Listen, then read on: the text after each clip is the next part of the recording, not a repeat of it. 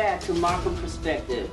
I want to introduce to you all two young ladies here that show and tell their perspective in reference to the medical field as well.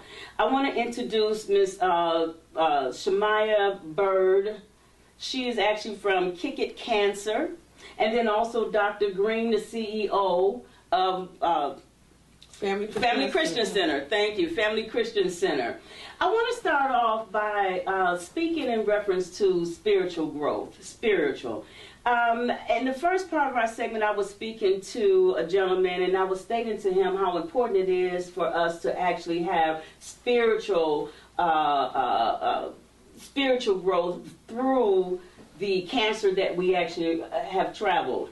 And I just want to get your perspective on what do you feel when an individual comes, I'll start with you, Dr. Green, when an individual comes to you and you know this individual have cancer, what other support do you give them, or what do you inform them of in reference to saying, hey, listen, you're not in this alone? Oh, absolutely.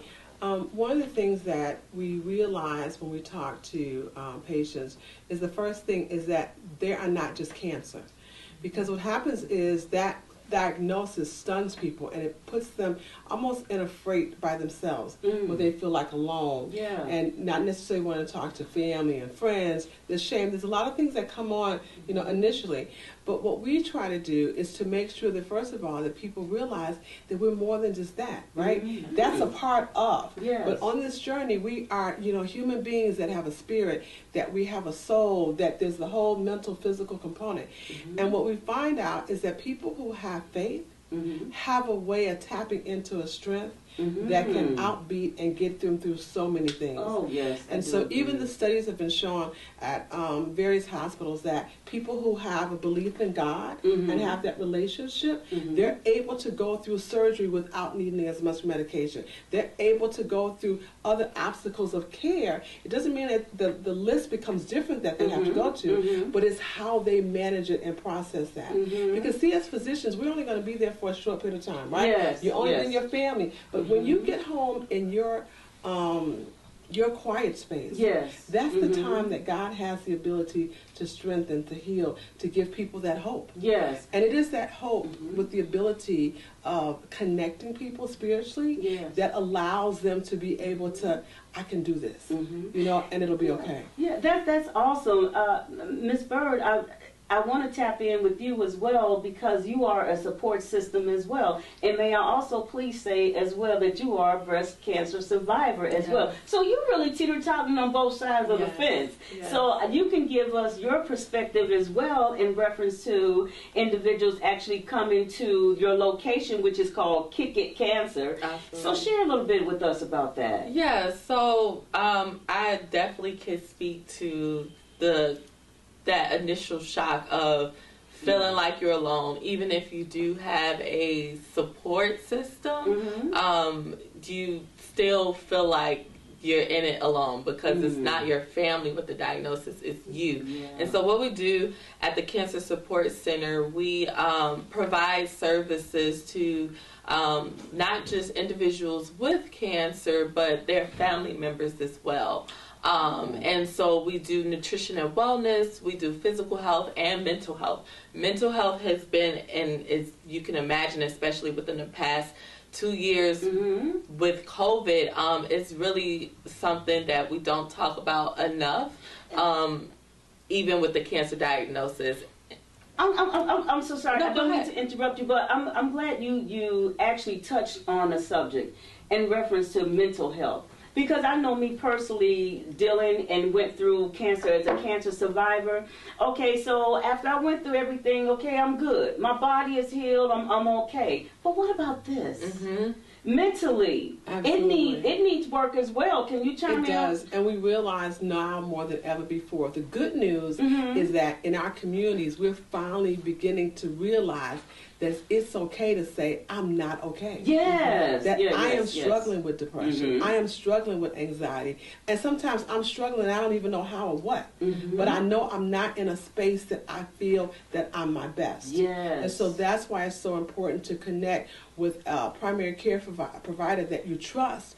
I know for us at Family Christian Health Center, one of the things that patients love is the fact that when we go through this journey, we stop and we pray. We stop and we give you a devotion. We have a network with you that when you're at a day that I can't do anything, we remind you, but I can do all things in Christ. You know, it's those pieces and tidbits that we allow people to help them tap into. And so sometimes we can't always fix a problem as a physician. And we can't. But what we can do is try to connect people and help them walk that spiritual walk and that medical walk together to ensure that they have a safe space to be able to move through. Let me just ask one more quick question right quick. In reference to pre-screening, what are the percentages of individuals that you feel that actually come in for pre-screening? And that'll be a question for you briefly, Dr. Green. And then also, Ms. Byrd, what are the ages that the individuals that actually come to your location for support?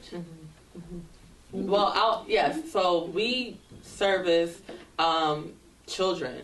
Oh, wow. We service children as young as 6 years old.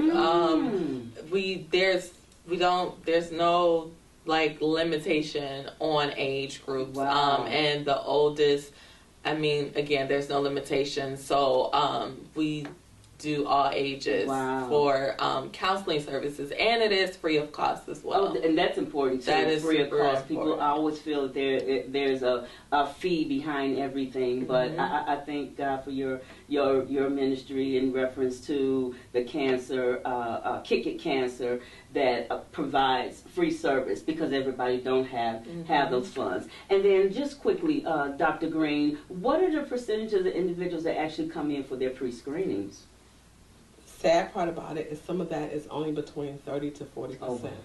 But there are barriers there, so fear is one, the lack of insurance is one, and that's the reason that at places like community health centers that try to remove that barrier so that people can actually go and get health care even if they don't have health insurance. And so the percentages are so low, and so when you look at the numbers of how it's so high, especially within the African American community of cancer, and it's not like we get it more, the problem is by the time we go in, it's so much more advanced. And so this is, I applaud you for taking the time and putting a forum like this together to really get the word out of the importance of getting the screening.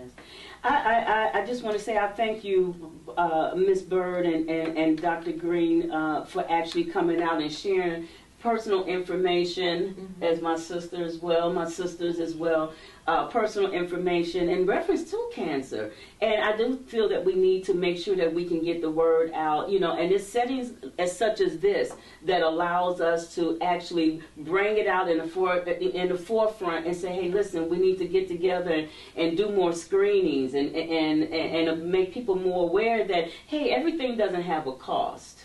So I want to humbly thank both of you all for coming out and just sharing that information with us. I'm sorry, you had one question? No, I just want to thank you. Thank you.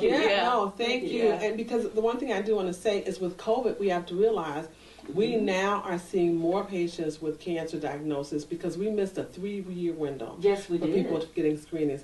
So this is so important about getting that information out to be able to get and reach our communities to come in and to get screenings. And I thank you both ladies very much. And just to in that particular segment, it's funny that you mentioned that because we do have 2 other individuals that are cancer survivors as well, and we're going to make sure we can get their perspective on how they felt and what they went through as well. So I want to humbly thank you both, Dr. Green, Ms. Byrd, for sharing your information with us.